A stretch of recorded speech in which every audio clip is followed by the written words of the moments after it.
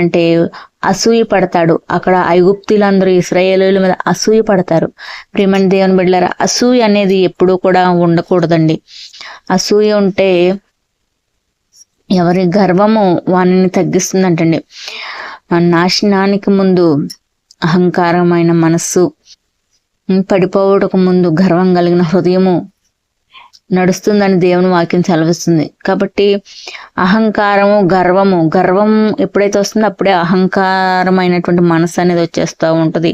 అసూయలు, ద్వేషాలు ఇవన్నీ పెరిగిపోతూ ఉంటాయి. కాబట్టి ఇటువంటి వాటికి చోటు ఇవ్వకూడదు. ఇవన్నీ దుష్టుని క్రియలు అనమాట. అసూయలు, గర్వాలు, కోపాలు, ఇవన్నీ చెడు లక్షణాలన్నీ కూడా ఇవన్నీ దుష్టుడి నుంచి పుట్టుకొచ్చేవి. కాబట్టి వీటికి మనం ఎప్పుడు కూడా చోటు ఇవ్వకూడదు. మరి అటువంటి లక్షణాలు ఉన్న వాళ్ళనే అన్యులు అని అంటారు. మరి ఈ ఫరో కూడా